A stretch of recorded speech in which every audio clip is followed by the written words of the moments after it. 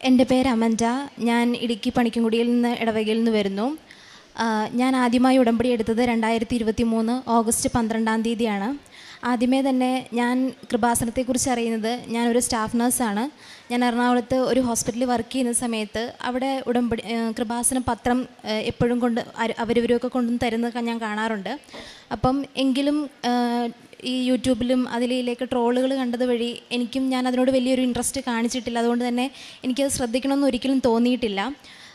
പക്ഷേ അതിനുശേഷം എപ്പോഴൊക്കെയോ ഞാനത് വായിക്കാനിടയായി. വായിച്ചു കഴിഞ്ഞപ്പോൾ പിന്നെ കൂടുതൽ യൂട്യൂബിലൊക്കെ സാക്ഷ്യങ്ങൾ കേൾക്കാനിടയായി. അപ്പോൾ എനിക്ക് കൃപാസനത്തിൽ വരണം എന്നൊരു ആഗ്രഹം തോന്നി തുടങ്ങി. പിന്നെ എൻ്റെ ആഗ്രഹം ദൃഢപ്പെടാൻ വേണ്ടിയിട്ട് ഞാൻ കൂടുതൽ സാക്ഷ്യങ്ങൾ കാണാൻ തുടങ്ങി. പക്ഷെ എനിക്കിവിടെ വരണമെന്ന് ഞാൻ ആഗ്രഹിക്കാൻ തുടങ്ങിയപ്പം മുതൽ ഞാൻ 1.5 വർഷം കാത്തിരിക്കേണ്ടി വന്നു എനിക്കിവിടെ ഇവിടെ വന്നൊന്ന് ഉടമ്പടി എടുക്കാൻ സാധിക്കാൻ വേണ്ടിയിട്ട്. ആ ഉടമ്പടി എടുക്കുന്നതിന് മുൻപ് ഞാൻ ഒരു തവണ OET എഴുതിയിട്ടുണ്ടായിരുന്നു. ആ സമയത്ത് എനിക്ക് അധികം സ്കോറൊന്നും ഉണ്ടായിരുന്നില്ല. അത് കഴിഞ്ഞ് ഞാൻ ഓഗസ്റ്റ് 12-ാം തീയതി 2023 ഉടമ്പടി എടുത്തതിന് ശേഷം, അപ്പോൾ ആ സമയത്ത് എൻ്റെ അനിയത്തി ഒരു നഴ്സാണ്. അവൾ OET എക്സാമിന് വേണ്ടി പ്രിപ്പയർ ചെയ്തിരിക്കുന്ന സമയമാണ്, എക്സാമിന് വേണ്ടി തയ്യാറെടുക്കുക. അപ്പം ഞാനിവിടെ വന്ന് ഉടമ്പടി എടുത്തപ്പം ഞാൻ മാതാവിനോട് പറഞ്ഞു, മാതാവേ, എന്നിൽ പ്രവർത്തിക്കാനുള്ള യോഗ്യതയായിട്ട് എനിക്കൊന്നും കാണുന്നില്ല. പക്ഷേ എല്ലാവർക്കും നീ അടയാളങ്ങളും അത്ഭുതങ്ങളും ഒക്കെ കൊടുക്കാറുണ്ട്. അപ്പം ഞാൻ ഉടമ്പടി എടുക്കുമ്പം അതിൽ നിലനിൽക്കണമെങ്കിൽ അമാനുഷികമായി എന്തെങ്കിലും ഉണ്ട് എന്നെനിക്കൊന്ന് വിശ്വാസം വരണം. അല്ലെങ്കിൽ എനിക്ക് അതൊന്ന് ദൃഢപ്പെടാൻ വേണ്ടിയിട്ട് എനിക്കും എന്തെങ്കിലും ഒരു അടയാളം തരണമെന്ന് ഞാൻ പ്രാർത്ഥിച്ചിരുന്നു. അപ്പോൾ ഞാനിവിടെ ഒന്ന് ഉടമ്പടി എടുത്തിരുന്ന നമുക്കൊരു പാക്കറ്റ് തരുമല്ലോ, അതിൻ്റെ ബാക്കിൽ ഒരു പേപ്പറിൽ ഞാൻ എഴുതിയിട്ടു. ഞങ്ങൾ രണ്ടുപേരും മലയാളം മീഡിയം സ്കൂളിൽ സാധാ സ്കൂളിൽ പഠിച്ച കുട്ടികളാണ്. അപ്പം ഇംഗ്ലീഷ് ലാംഗ്വേജ് പോലുള്ളൊരു എക്സാം എഴുതാൻ പാകത്തിനുള്ള ഒരു കോൺഫിഡൻസോ അല്ലെങ്കിൽ എക്സാം എന്നൊക്കെ പറയുന്നത് ഞങ്ങൾക്ക് ഭയങ്കര ടെൻഷനുള്ള കാര്യമാണ്. അപ്പം ഞാൻ മാതാവിനോട് പറഞ്ഞു, ഞാൻ മോസ്റ്റ്ലി ചൊവ്വാഴ്ചയാണ് റിസൾട്ടുകൾ വരുന്നത്, തിങ്കളാഴ്ചകളിലും വരാറുണ്ട്. അവളുടെ റിസൾട്ട് വരുന്നത് ഒരു ചൊവ്വാഴ്ച. ഞാൻ ഉടമ്പടി ധ്യാനം കൂടാനിരിക്കുന്നതിന് തൊട്ട് മുൻപായിട്ട് എനിക്കൊരു സന്തോഷ വാർത്തയായിട്ട് തരണം. പിന്നെ C+ കൂടിയ റിസൾട്ടുകളൊക്കെ വളരെ കോമൺ ആണ്. പക്ഷേ ഈശോയും മാതാവുമായിട്ട് കൊടുക്കുന്ന അനുഗ്രഹമാണെങ്കിൽ 4 മൊഡ്യൂളിനും B ഗ്രേഡോട് കൂടി അവളെ പാസ്സാകണം. അതായിരിക്കണം എനിക്കൊരു അടയാളം. അങ്ങനെ ചോദിക്കുന്നത് ശരിയാണോ തെറ്റാണോ എന്ന് എനിക്കറിയില്ല. പക്ഷേ എങ്കിലും അടയാളം ഞാൻ ചോദിക്കുകയായിരുന്നു അങ്ങോട്ട്. അത് കഴിഞ്ഞ് ഞാനതൊരാളെ കാണിച്ചും കൊടുത്തു. കാര്യം പറഞ്ഞില്ല. അത് കഴിഞ്ഞ് കഴിയുമ്പോൾ ഞാൻ കാണിച്ചു തരാമെന്ന് പറഞ്ഞ് ഞാൻ കാണിച്ചു കൊടുത്തു. അതുപോലെ തന്നെ ഒരു തിങ്കളാഴ്ച ബാക്കി എല്ലാവരുടെയും റിസൾട്ടുകൾ വന്നു. അവളുടെ റിസൾട്ട് വന്നില്ല. അപ്പം ഞാൻ ചോദിച്ചു, നീ മാതാവിനോട് പറയാൻ വേണ്ടി വെയിറ്റ് ചെയ്യുന്നതാണോ? റിസൾട്ട് വന്നോ? അവൾ ടെൻഷൻ കാരണം ചൊവ്വാഴ്ച രാവിലെ ഇവിടെ വന്ന് കുർബാനയും കൂടി ഇവിടുത്തെ ഉടമ്പടി ധ്യാനവും കാര്യങ്ങളും കൂടിക്കൊണ്ടിരുന്ന സമയത്ത് അവൾ എന്നെ വിളിച്ചു, മെയിൽ വന്നു എന്നും പറഞ്ഞ്. അവൾ എന്നോട് റിസൾട്ട് പറയുന്നതിന് മുന്നേ തന്നെ എനിക്ക് ഭയങ്കര കോൺഫിഡൻസ് ആയിരുന്നു. അവൾ 4 മൊഡ്യൂളിനും B ഗ്രേഡ് എന്ന ഒരു റിസൾട്ട് എന്നോട് പറയുന്നുള്ളത്. ഞാൻ അവളോട് ചോദിച്ചു, നിനക്ക് 4 മൊഡ്യൂളിനും B അല്ലേ എന്ന് ചോദിച്ചു. അപ്പം എന്നോട് ചോദിച്ചു, എങ്ങനെ അറിഞ്ഞു, ആരാ പറഞ്ഞേ? അപ്പം അവൾക്കറിയാം, കാരണം അവൾ മാതാവിനോട് മാത്രം പറഞ്ഞിട്ട് പുറത്തിറങ്ങി വന്ന് ഞങ്ങളെ വിളിക്കുന്നതാണ്. എന്നെ മമ്മീനെയും കൂടെ ഗ്രൂപ്പ് കോളിൽ വിളിക്കുന്ന കാര്യമാണ്. പക്ഷെ ഞാനത് അവളോട് അങ്ങോട്ട് പറയണ്ടേ. പിന്നെ അങ്ങോട്ട് എനിക്ക് ഭയങ്കര ഒരു കോൺഫിഡൻസ് ആയിരുന്നു. ഞാൻ എന്ത് കാര്യങ്ങൾ ചെയ്യുന്നതിലും എനിക്ക് നല്ല വിജയം കിട്ടുമോ എന്നുള്ളതെങ്കിലും എനിക്ക് ഭയങ്കര ഒരു കോൺഫിഡൻസ് ആയിരുന്നു. അതുപോലെ ആദ്യത്തെ തവണ ഞാൻ എക്സാം എഴുതാൻ പോകുമ്പം, അതായത് ഉടമ്പടി എടുക്കുന്നതിന് മുൻപ് ഞാൻ എക്സാമിന് പോകുമ്പം എനിക്ക് ടെൻഷൻ കാരണം റീഡിംഗ് ആണ് എനിക്ക് ഏറ്റവും ഡിഫിക്കൽട്ടായിട്ടുള്ള മൊഡ്യൂള്. അപ്പോൾ എനിക്ക് അവിടെ ചെന്ന് എനിക്കൊന്നും വായിക്കാൻ കഴിയില്ല. ഈവൻ ഒരു സിംഗിൾ വേർഡിൻ്റെ മീനിങ് പോലും എനിക്ക് മനസ്സിലാകാത്തൊരവസ്ഥയിലാണ് ഞാൻ എക്സാം ഹോളിൽ ഇരിക്കാറ്. അത് ഉടമ്പടി എടുത്തതിന് ശേഷം എക്സാമിന് പോകുമ്പം എക്സാം ആണ് എന്നുള്ളൊരു ബോധ്യം ഉണ്ടെന്നുള്ളതല്ലാതെ എനിക്കിങ്ങനെ വലിയൊരു ടെൻഷനോ കാര്യങ്ങളോ ഒന്നുമില്ല. അവിടെ ചെന്ന് കഴിഞ്ഞപ്പം ടെൻഷൻ അടിക്കുന്ന ബാക്കി കുട്ടികൾക്കും കൂടി ഇല്ല, ഇത്രയേ ഉള്ളൂ എന്ന് പറഞ്ഞ് എനിക്ക് കൂളായിട്ട് ആ എക്സാം എഴുതാൻ എനിക്ക് സഹായിച്ചു എന്നുള്ളതാണ് ഏറ്റവും വലിയൊരു കാര്യം. പിന്നെ എക്സാമിനിടയ്ക്ക് സ്പീക്കിംഗ് മൊഡ്യൂളൊക്കെ ചെയ്യുമ്പം എക്സാമിനറുടെ ഭാഗത്തുനിന്ന് കുറച്ച് മിസ്റ്റേക്കുകൾ ഉണ്ടായി. അപ്പം ഞാൻ മാതാവിനോട് പറഞ്ഞു, എനിക്കറിയില്ല എന്താണ് ഞാനിവിടെ ചെയ്യേണ്ടത്. എന്തൊക്കെയോ പറഞ്ഞു, കിട്ടാൻ യാതൊരു സാധ്യതയില്ലെന്ന് കരുതിയാണ് ഞാൻ ഇറങ്ങി വന്നത്. റിസൾട്ട് വന്നപ്പോൾ ഏറ്റവും ഡിഫിക്കൽട്ടായിട്ടുള്ള റീഡിംഗ് മൊഡ്യൂളിനായിരുന്നു എനിക്ക് ഏറ്റവും അധികം സ്കോർ തന്ന് മാതാവ് അനുഗ്രഹിച്ചത്. അതുപോലെ അനിയത്തി OET കിട്ടിയിരുന്ന സമയത്ത് യൂറോപ്യൻ കൺട്രീസിലേക്കുള്ള എല്ലായിടത്തേക്കുമുള്ള പ്രോസസ്സിംഗ് ഒക്കെ ഒരുമാതിരി ഫ്രീസ് ചെയ്ത അവസ്ഥയിലായിരുന്നു. അപ്പം എന്ന് പോകാൻ പറ്റും, എന്താവുന്നു ഒരു ഐഡിയ ഇല്ല. അപ്പോൾ ആ സമയത്ത് ഞങ്ങൾ മാതാവിനോട് പറഞ്ഞു, എന്തെങ്കിലും, അതായത് OET എക്സ്പയറി ആവുന്നതിന് മുന്നേ എങ്ങനെയെങ്കിലും പോകാനായിട്ട് സഹായിക്കണം. അതിൻ്റെ ഭാഗമായിട്ട് അവളെക്കാളും ഒരുപാട് എക്സ്പീരിയൻസ് ഉള്ളവരുണ്ട്, ഒരുപാട് OET സ്കോറും നഴ്സിംഗ് സ്കോറും ഉള്ളവരുണ്ട്. പക്ഷേ ചില തിരഞ്ഞെടുക്കപ്പെടലുകൾ നടക്കണമെങ്കിൽ ദൈവത്തിൻ്റെ അനുഗ്രഹമൊന്നുമില്ലാതെ നടക്കില്ല. അവൾക്ക് നോർക്കയുടെ റിക്രൂട്ട്മെൻറ്റ് ത്രൂ 1 രൂപ പോലും ചിലവില്ലാതെ 9 മാസം മാത്രം എക്സ്പീരിയൻസ് ആയിരിക്കെ അവൾക്ക് UK അവൾ എത്തി. 9 മാസം എക്സ്പീരിയൻസ് ആയപ്പോഴത്തേക്ക് അവൾ UK എത്തി. 2024 സെപ്റ്റംബറിൽ അവളിവിടെ വന്ന് സാക്ഷ്യം പറഞ്ഞതാണ്. ഇപ്പോൾ UK ജോലി ചെയ്യുന്നു. ഇത് രണ്ടെണ്ണമാണ് എൻ്റെ എക്സാം റിലേറ്റഡ് ആയിട്ടുള്ള സാക്ഷ്യങ്ങൾ. പിന്നെ രോഗസൗഖ്യം എന്ന് പറയാൻ ഞാൻ ഈ ഉടമ്പടി എടുക്കാൻ വൈകിയതിനൊരു കാരണം എന്ന് വെച്ചാൽ എനിക്ക് 11 വർഷമായിട്ട് മൈഗ്രെയിൻ എന്ന് പറയുന്ന ഹെഡേക്ക് ഉണ്ടായിരുന്നു. ഞാൻ എൻ്റെ 15ാമത്തെ വയസ്സ് മുതൽ ഒരു ദിവസം പോലും തലവേദന ഇല്ലാതെ ഞാൻ രാവിലെ എഴുന്നേറ്റിട്ടില്ല. ഒരു 9 മണി വരെയുള്ള സമയം എനിക്ക് ഭയങ്കര സിവിയർ ഹെഡേക്ക് ആയിരിക്കും. ഒന്നിലും എനിക്ക് കോൺസെൻട്രേറ്റ് ചെയ്യാൻ പറ്റില്ല. ഭയങ്കര ബുദ്ധിമുട്ടായിരുന്നു. അപ്പം 5:30 രാവിലെ എഴുന്നേറ്റ് ഈ പ്രെയർ ചെല്ലുക എന്നൊക്കെ പറയുന്നത് എന്നെ സംബന്ധിച്ച് ഭയങ്കര അസാധ്യമായിട്ടുള്ള കാര്യമായിരുന്നു. അപ്പോൾ ഞാനിവിടെ വന്ന് ഉടമ്പടി എടുത്തു. പക്ഷേ മറ്റു പലരുടെയും നിയോഗങ്ങളൊക്കെ പറഞ്ഞപ്പോൾ ഞാൻ ആ ഒരു നിയോഗം വെക്കാൻ മറന്നുപോയി. ഫസ്റ്റ് ഡേ ഞാൻ പ്രെയറിന് വേണ്ടിയിട്ട് എഴുന്നേറ്റപ്പം എനിക്ക് ഒട്ടും സഹിക്കാൻ വയ്യാത്ത തലവേദന. അപ്പം ഞാൻ മനസ്സിലിങ്ങനെ മാതാവിനോട് പറഞ്ഞു, ഇങ്ങനെയുള്ളൊരു തലവേദന വെച്ച് ഞാൻ എത്ര ദിവസം എനിക്ക് ഉടമ്പടി മുന്നോട്ട് കൊണ്ടുപോകാൻ കഴിയുമെന്നൊന്നും എനിക്കറിയില്ല, എന്ത് ചെയ്യും എന്ന് ഞാനിങ്ങനെ മനസ്സിൽ പറഞ്ഞ് അന്നത്തെ പ്രാർത്ഥന എത്തിച്ചു.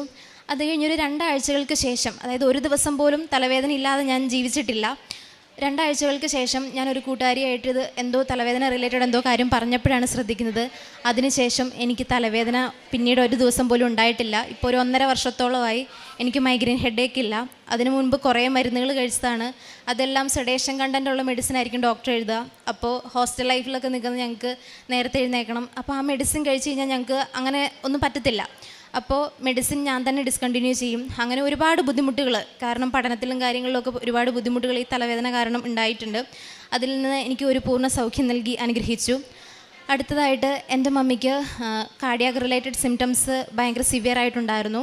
അപ്പം മമ്മി പുറത്താണ് ജോലി ചെയ്യുന്നത്. നാട്ടിൽ വന്ന സമയത്ത് ഡോക്ടറെ കണ്ടു. അപ്പം സിംറ്റംസ് എല്ലാം പറഞ്ഞപ്പം ഡോക്ടർ പറഞ്ഞു, എന്തായാലും ബ്ലോക്ക് ഉണ്ട്, അത് കൺഫേം ആണ്. പക്ഷേ നമുക്കത് എത്രത്തോളം സിവിയറിറ്റി ഉണ്ട്, എവിടെയാണ് എന്നുള്ളതൊക്കെ അറിഞ്ഞിട്ട് വേണം നമുക്ക് ഫർദർ മാനേജ്മെൻറ്റ് ഡിസൈഡ് ചെയ്യാമെന്ന് പറഞ്ഞ് ട്രീറ്റ്മെൻറ്റ് സ്റ്റാർട്ട് ചെയ്തു. പിറ്റേന്ന് വെളുപ്പിനെ മമ്മിക്ക് പെട്ടെന്ന് എമർജൻസി ആയിട്ട് ബുദ്ധിമുട്ടുകളുണ്ടായി. ഹോസ്പിറ്റലിൽ അഡ്മിറ്റ് ചെയ്ത് എമർജൻസി ആൻജിയോഗ്രാം പറഞ്ഞു. അവിടെ ആൻജിയോഗ്രാം പോസ്റ്റ് ചെയ്ത സെയിം ടൈമിൽ അനീതി അവിടെ നിർത്തി ഞാനിവിടെ കൃപാസനത്തിലേക്ക് വന്നു. ഇവിടെ വന്നിട്ട് ഞാൻ കരഞ്ഞു പ്രാർത്ഥിച്ചു. കാരണം മമ്മി ഞങ്ങളുടെ അടുത്ത് പോലും അല്ല വർക്ക് ചെയ്യുന്നത്, പുറത്താണ്. അപ്പോൾ എന്തെങ്കിലും ഉണ്ടെന്നറിഞ്ഞാൽ പ്രൊസീജിയറോ കാര്യങ്ങളോ ഒന്നും ചെയ്യാനുള്ള സമയമില്ല. മമ്മീനെ തിരിച്ചുവിടാൻ ഞങ്ങൾക്ക് കഴിയില്ല. ഞങ്ങളുടെ കുടുംബത്തിൻ്റെ ആശ്രയം മമ്മിയാണ്. പിന്നെ മമ്മിക്ക് എന്തെങ്കിലും സംഭവിക്കാമെന്ന് പറയുന്നത് ഞങ്ങൾക്ക് ചിന്തിക്കാൻ പോലും കഴിയുന്നതിനപ്പുറമുള്ള കാര്യമാണ്. ഞാനിവിടെ വന്നിരുന്ന് കരഞ്ഞ് പ്രാർത്ഥിച്ചു. പ്രൊസീജിയർ കഴിഞ്ഞ് അനിയത്തിയുടെ ഒരു കോള് വരുന്നത് വരെ ഞാനിവിടെ ഇരുന്ന് ആ മൂലയ്ക്കിരുന്ന് ഞാൻ പ്രാർത്ഥിക്കുന്നുണ്ടായിരുന്നു. അത് കഴിഞ്ഞ് ഞാൻ തിരിച്ചു വന്നതിന് ശേഷമാണ് ഡോക്ടർ എന്നോട് റിപ്പോർട്ട് പറയുന്നത്. എന്നോടാണ് ഡോക്ടർ സംസാരിക്കുന്നത്. പ്രതീക്ഷിച്ച പോലെ ബ്ലോക്ക് ഉണ്ടെന്ന് ഉറപ്പിച്ച് പറഞ്ഞിരുന്ന ഡോക്ടർ പറഞ്ഞു ആൻജിയോഗ്രാമിൽ പ്രത്യേകിച്ചൊന്നും കാണുന്നില്ല എന്ന്. അത് വലിയൊരു ഞങ്ങൾക്ക് കിട്ടിയൊരു അനുഗ്രഹമായിരുന്നു. പിന്നെ ഞാൻ അതിന് തൊട്ട് മുന്നേ ആയിട്ട്, ഞാൻ ഈ ഉടമ്പടി എടുത്തിരുന്നതിന് തൊട്ട് മുന്നേ ഞാൻ വർക്ക് ചെയ്തിരുന്നത് ബാംഗ്ലൂരാണ്. അപ്പോൾ സൺഡേ ഇൻചാർജ് ഒന്നും ഇല്ലാത്ത ദിവസങ്ങളിൽ സീനിയർ ഡ്യൂട്ടി ചെയ്യേണ്ടി വരുന്നതുകൊണ്ട് തന്നെ സൺഡേ പോലും എനിക്ക് കുർബാന കൂടാനൊന്നും കഴിയുന്നുണ്ടായിരുന്നില്ല. അപ്പം ഞാൻ ഉടമ്പടി എടുത്തതിന് ശേഷം ഞാനിങ്ങനെ സൺഡേ എങ്കിലും എനിക്ക് കുർബാനയ്ക്ക് കൂടാൻ സാധിക്കണം. ഓൺലൈൻ കൂടുമായിരുന്നു. അപ്പം സൺഡേ എല്ലാ ആഴ്ചയും കുർബാനയ്ക്ക് പോകാനായിട്ടുള്ളൊരു അനുഗ്രഹം എനിക്ക് തന്നു. എനിക്ക് ഉടമ്പടി പത്രം കൊടുക്കുക എന്ന് പറയുന്നത് ഭയങ്കര ബുദ്ധിമുട്ടായിരുന്നു. കാരണം കന്നഡ സഹോദരങ്ങൾ എങ്ങനെ റിയാക്ട് ചെയ്യുമെന്നൊന്നും എനിക്കറിയില്ല. അപ്പോൾ അവരുടെ മുന്നിൽ ഇതും കൊണ്ട് എനിക്ക് പോകാൻ ഭയങ്കര മടിയായിരുന്നു. അപ്പം ഞാൻ വീട്ടിൽ നിന്ന് ഇറങ്ങുന്നതിന് മുന്നേ ഞാൻ വിശ്വാസ പ്രമാണം ചൊല്ലിത്തുടങ്ങും. ഒരാൾ പോലും എൻ്റെ മുഖത്ത് നോക്കി വേണ്ട എന്ന്, അല്ലെങ്കിൽ ഇഷ്ടമില്ലാത്തൊരു രീതിയിൽ എന്നോട് പ്രവർത്തിക്കല്ലേ, അല്ലെങ്കിൽ പ്രവർത്തിച്ചാലും എനിക്കത് ഫീൽ ചെയ്യരുത്, എനിക്ക് അത്രയും കൊടുത്ത് അർഹതപ്പെട്ട കാര്യങ്ങളിൽ തന്നെ എത്തിച്ച് എനിക്ക് വീട്ടിൽ തിരിച്ചെത്താൻ സാധിക്കണമെന്ന് ഞാൻ പ്രാർത്ഥിക്കുമായിരുന്നു. ഒരാൾ പോലും എന്നോട് വേണ്ട എന്നോ, അല്ലെങ്കിൽ അറിയാൻ മോളെ, അല്ലെങ്കിൽ ചിലർ എന്നോട് ഇങ്ങോട്ട് വന്ന് ഇൻട്രസ്റ്റഡ് ആയിട്ട് ഇങ്ങോട്ട് ചോദിച്ച് വാങ്ങിക്കുന്നത് എനിക്ക് ഭയങ്കര ഒരു ഇൻട്രസ്റ്റ് ആയിരുന്നു. എനിക്ക് കൂടുതൽ വാങ്ങി കൊടുക്കാനുള്ളൊരു ഇതുണ്ടായിരുന്നു. അതുപോലെ തന്നെ സങ്കടകരമായ ഒരു കാര്യം, കഴിഞ്ഞ ദിവസങ്ങളിൽ പലയിടത്തായി ഇതിനെക്കുറിച്ച് അറിയാത്തവർ പലതും പൊതിഞ്ഞു കൊടുക്കാനൊക്കെ ആയിട്ട് യൂസ് ചെയ്യുന്നത് ഞാൻ കാണാനിടയായി. അവിടെ നിന്നൊക്കെ ഞാൻ എന്നെക്കൊണ്ട് പറ്റുന്ന രീതിയിൽ കണ്ടിടത്തു നിന്നൊക്കെ ഞാൻ എടുത്ത് അർഹതപ്പെട്ട കരങ്ങളിൽ എത്തിക്കാൻ ഞാൻ ശ്രമിച്ചിട്ടുണ്ട്. പിന്നെ ഞാൻ പറഞ്ഞല്ലോ, എനിക്ക് കുർബാനയ്ക്ക് പോകാൻ പറ്റാതിരുന്ന ആ ഒരു സമയത്താണ് എനിക്ക് മനസ്സിലിങ്ങനെ ഇത് വരുന്നത്, എനിക്ക് എന്ത് ചെയ്യാൻ കഴിയും കർത്താവിനെ കൂടുതൽ മറ്റുള്ളവരിലേക്ക് എത്തിക്കാനായിട്ട്. അപ്പം ഞാൻ 2023 ഏപ്രിൽ മാസം മുതൽ ഞാൻ ഏറ്റവും കൂടുതൽ എല്ലാവരും ഇന്ന് യൂസ് ചെയ്യുന്നത് സോഷ്യൽ മീഡിയയാണ്. അപ്പോൾ എനിക്ക് തോന്നി എന്നെക്കൊണ്ട് കഴിയും വിധം എന്തെങ്കിലും ചെയ്യണമെന്ന് എനിക്ക് തോന്നി. ഞാൻ ഇപ്പോൾ 2 വർഷമായി ഞാൻ കണ്ടിന്യൂസ് ആയിട്ട് 250 പേർക്ക് അതൊരു ബ്രോഡ്കാസ്റ്റ് ലിസ്റ്റ് ക്രിയേറ്റ് ചെയ്ത് എല്ലാ ദിവസവും മുടങ്ങാതെ ഞാൻ വചനം വായിക്കാറുണ്ട്. അപ്പോൾ ഒരു ദിവസം ഡ്യൂട്ടിയുടെ ഇതിലൊക്കെ നൈറ്റ് ഡ്യൂട്ടി കഴിഞ്ഞ് ഇറങ്ങാൻ ലേറ്റായ ഒരുപാട് പേര് വചനം വായിക്കുന്നില്ലേ, ഇന്ന് മറന്നുപോയോ എന്ന് ചോദിച്ച് ഇങ്ങോട്ട് മെസ്സേജ് അയച്ച് ചോദിക്കാറുണ്ട്. അപ്പോൾ അതൊക്കെ കാണുമ്പോൾ ഒരുപാട് പേര് ഇങ്ങനെ ദൈവത്തെ അറിയുന്നു, അല്ലെങ്കിൽ വചനങ്ങളിൽ കൂടുതൽ വിശ്വസിക്കുന്നു എന്ന് കാണുമ്പോൾ ഒത്തിരി സന്തോഷമുണ്ട്. പിന്നെ എനിക്ക് ഉടമ്പടി ധ്യാനം കൂടാന്ന് പറയുന്നത് ഭയങ്കര മടിയായിരുന്നു. കാരണം എന്നെ വഴക്ക് പറയുകയൊക്കെ ചെയ്താൽ പെട്ടെന്ന് സങ്കടം വരുന്നൊരു ക്യാരക്ടറാണ്. അപ്പം അച്ഛൻ വഴക്ക് പറയുന്നത് എനിക്ക് ഭയങ്കര ഒരു വിഷം വരുന്നത് കേൾക്കുമ്പോൾ. അപ്പം അതിങ്ങനെ ആ ഒരു ബുദ്ധിമുട്ടിങ്ങനെ നിൽക്കുമ്പോഴാണ് ഈ ലാസ്റ്റ് മാർച്ചിലെ ഒരു ധ്യാനത്തിൽ അച്ഛൻ പറയണ്ടേ, അപ്പൻ മക്കളോട് പറയുന്നത് പോലെ, മക്കളെ ഞാൻ നിങ്ങളെ വഴക്ക് പറയുന്നതല്ല, നിങ്ങളോടുള്ള സ്നേഹം കൊണ്ട് ഞാൻ നിങ്ങളെ കൂടുതൽ പറഞ്ഞ് മനസ്സിലാക്കുന്നതാണ്. ഒരപ്പൻ കുഞ്ഞിനോട് പറയുന്ന ആ ഒരു സ്നേഹത്തിൽ പറഞ്ഞത് അത് എന്നോട് സംസാരിക്കുന്നത് പോലെയാണ് എനിക്ക് തോന്നിയിരുന്നത്. പിന്നെ ഞാൻ സാക്ഷ്യങ്ങൾ നിരന്തരം കേൾക്കുന്നത് വഴി ഇവിടുന്ന് ഓരോരുത്തരായി പറഞ്ഞ കുറച്ച് വചനങ്ങൾ എനിക്ക് ഭയങ്കരമായിട്ട് ശക്തി തന്നിട്ടുണ്ട്. നമ്മൾ ഭയങ്കരമായിട്ട് വീക്കായിരിക്കുന്ന സമയത്ത് നമ്മളെ സ്ട്രോങ് ആക്കി നിർത്തുന്ന കുറച്ച് വചനങ്ങളുണ്ടായിരുന്നു. ഒന്ന്, എന്നെ ശക്തനാക്കുന്നവനിലൂടെ എല്ലാം ചെയ്യാൻ എനിക്ക് സാധിക്കും. ഫിലിപ്പി 4:13. പിന്നെ എക്സാമിൻ്റെ ഒക്കെ സമയത്ത് ഞാൻ സ്ഥിരമായി മനസ്സിൽ പറഞ്ഞുകൊണ്ടിരുന്നൊരു വചനമായിരുന്നു, നിൻ്റെ ദൈവമായ കർത്താവ് വിജയം നൽകുന്ന യോദ്ധാവ് നിൻ്റെ മധ്യയുണ്ട്. സെഫാനിയ 3:17. പിന്നെ എപ്പോഴും ഞാൻ എന്നെ തന്നെ സമർപ്പിച്ച് പ്രാർത്ഥിക്കുന്ന ഒരു വചനമായിരുന്നു, നിനക്കെൻ്റെ കൃപ മതി, എന്തെന്നാൽ നിൻ്റെ ബലഹീനതയിലാണ് എൻ്റെ ശക്തി പൂർണ്ണമായും പ്രകടമാകുന്നത്. പിന്നെ വേറൊരു വചനം, ഏശയ്യ 45:2-3 ഞാൻ നിനക്ക് മുൻപേ പോയി മലകൾ നിരപ്പാക്കുകയും പിച്ചളവാതിലുകൾ തകർക്കുകയും ഇരുമ്പോടാമ്പലുകൾ ഒടിക്കുകയും ചെയ്യും. നിന്നെ പേര് ചൊല്ലി വിളിച്ചിരിക്കുന്ന ഇസ്രായേലിൻ്റെ കർത്താവായ ദൈവം ഞാനാണെന്ന് നീ അറിയേണ്ടതിന് അന്ധകാരത്തിലെ നിധികളും രഹസ്യ ധനശേഖരവും ഞാൻ നിനക്ക് തരും. ഇതുപോലെ കുറേ വചനങ്ങൾ. ഹബക്കുക്ക് 1:5 ജനതകളുടെ ഇടയിലേക്ക് നോക്കി വിസ്മയഭരിതരാകുവിൻ, പറഞ്ഞാൽ വിശ്വസിക്കാനാവാത്ത ഒരു പ്രവൃത്തി നിങ്ങളുടെ നാളുകളിൽ ഞാൻ ചെയ്യാൻ പോകുന്നു. ഇതുപോലെ കുറേ വചനങ്ങൾ ഇവിടുത്തെ സാക്ഷ്യങ്ങളിൽ നിന്ന് തന്നെ, പിന്നെ സിസ്റ്റർ എക്സ്പ്ലെയിൻ ചെയ്യുന്ന സമയത്ത് എനിക്ക് കിട്ടിയ വചനങ്ങളായിരുന്നു എനിക്കൊരുപാട് ശക്തി പകർന്നിരുന്ന വചനങ്ങൾ. പിന്നെ കാരുണ്യപ്രവൃത്തികളായിട്ട് ഞാൻ ചെയ്തിരുന്നത്, എനിക്ക് ഹോസ്റ്റലിൽ നിൽക്കുന്നതുകൊണ്ട് തന്നെ ഫുഡ് ഉണ്ടാക്കി കൊടുക്കുക എന്ന് പറയുന്നത് പറ്റുന്ന കാര്യമായിരുന്നില്ല. അപ്പോൾ ഞാൻ പാഴ്സലായിട്ട് വാങ്ങിച്ച് ഫുഡിന് വേണ്ടി കഷ്ടപ്പെടുന്ന ഒരുപാട് പേരിലേക്ക് എത്തിക്കാൻ ശ്രമിച്ചിട്ടുണ്ട്. സ്റ്റാഫ് നഴ്സായിട്ട് വർക്ക് ചെയ്യുന്നതുകൊണ്ട് തന്നെ കുറേ ബുദ്ധിമുട്ട് അനുഭവിക്കുന്ന രോഗികളെ കാണാനിടയായപ്പോഴൊക്കെ രോഗികൾക്ക് സാമ്പത്തികമായി എന്നെക്കൊണ്ട് കഴിയുന്ന സഹായം ഞാൻ ചെയ്യാൻ ശ്രമിച്ചിട്ടുണ്ട്. ഇതൊക്കെയാണ് ഞാൻ ചെയ്തിട്ടുള്ള കാരുണ്യപ്രവൃത്തികൾ. എനിക്ക് വ്യക്തിപരമായി വന്ന മാറ്റങ്ങൾ എന്ന് പറഞ്ഞിട്ടുണ്ടെങ്കിൽ, ഞാൻ ആ ഉടമ്പടി എടുക്കുന്നതിന് തൊട്ട് മുന്നേ ഞാൻ പറഞ്ഞല്ലോ, ബാംഗ്ലൂർ വർക്ക് ചെയ്തിരുന്ന സമയത്ത് ഒട്ടും പ്രാർത്ഥനയോ കാര്യങ്ങളോ ഒന്നുമില്ലാതെ ഡെയിലി ലൈഫ് ഓരോ ദിവസം ഇങ്ങനെ കഴിഞ്ഞു പോകുന്നു എന്നുള്ളതല്ലാതെ പ്രാർത്ഥനയോ കാര്യങ്ങളൊന്നും അധികമായിട്ടുണ്ടായിരുന്നില്ല. പക്ഷേ ഉടമ്പടി എടുത്തതിന് ശേഷം ആ കാര്യങ്ങളെല്ലാം പാലിച്ചു തുടങ്ങിയപ്പോൾ തന്നെ ഒരു ദിവസം ബൈബിൾ വായിക്കാതെ മുന്നോട്ട് പോവുക, അരമണിക്കൂർ എന്ന് പറയുന്നത് എനിക്ക് കൂടുതൽ സമയം ഇരുന്ന് വായിക്കാനുള്ളൊരു ഇൻട്രസ്റ്റ്, അതുപോലെ പഴയ നിയമം വായിക്കുക എന്ന് പറയുന്നത് എനിക്ക് പറ്റുന്ന കാര്യമേ അല്ലായിരുന്നു. പക്ഷേ ഇപ്പോൾ എനിക്ക് ബൈബിൾ മുഴുവൻ വായിച്ച് തീർക്കുക എന്ന് പറയുന്നത് ഭയങ്കര ഒരു ഇൻട്രസ്റ്റ് ഉള്ള കാര്യമാണ്. അതുപോലെ എല്ലാ ദിവസവും സന്ധ്യാപ്രാർത്ഥന മുടക്കാതെ ചെല്ലുവാനും, വിശുദ്ധ ബലി അതിപ്പം ഓൺലൈനായിട്ടെങ്കിലും, അല്ലാതെ പോയി കൂടാൻ പറ്റാത്ത ദിവസങ്ങളിൽ ഓൺലൈനായിട്ടെങ്കിലും കൂടാൻ ഞാൻ ശ്രമിക്കാറുണ്ട്. പിന്നെ മറ്റുള്ളവരോട് ക്ഷമിക്കാനായിട്ട്, ഇപ്പം ആരെങ്കിലും എന്നോട് തെറ്റുകൾ ചെയ്താലും ഞാൻ ക്ഷമിച്ച് അവർക്ക് വേണ്ടി പ്രാർത്ഥിക്കാറുണ്ട്. ഇതൊക്കെയാണ് എൻ്റെ ജീവിതത്തിൽ വന്ന മാറ്റങ്ങൾ. ഈ ആൾത്താരയിൽ നിൽക്കാൻ എന്നെ അനുവദിച്ച ഈശോയ്ക്കും കൃപാസന മാതാവിനും 1000 നന്ദി. ഞാൻ മെയ് 5 പോവുകയാണ്. മെയ് 10ഉം 11ഉം എനിക്ക് അയർലൻഡിൽ ചെന്നിട്ടൊരു എക്സാം ഉണ്ട്. എല്ലാവരുടെയും പ്രാർത്ഥനയിൽ എന്നെ ഓർക്കണമെന്നും കൂടി ഞാൻ അപേക്ഷിക്കുന്നു.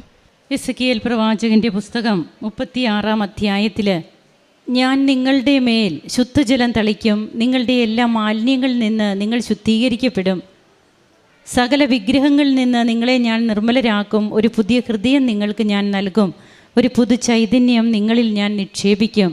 അങ്ങനെ തൻ്റെ ആത്മാവിനെ നമ്മിൽ നിവേശിപ്പിക്കുന്ന ദൈവപിതാവിൻ്റെ സ്നേഹത്തിൻ്റെ വാക്കുകൾ, അത് തിരുവചനമായിട്ട് ഓരോ ദിവസവും നാം വായിക്കുന്നുണ്ട്.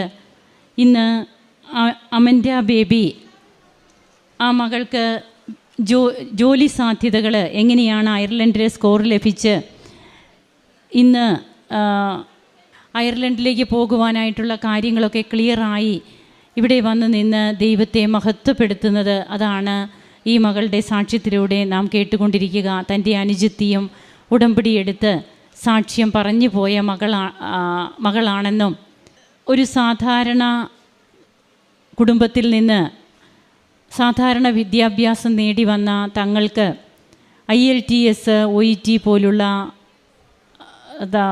എക്സാമുകളൊക്കെ തങ്ങൾക്കത് ബുദ്ധിമുട്ടായിരുന്നു.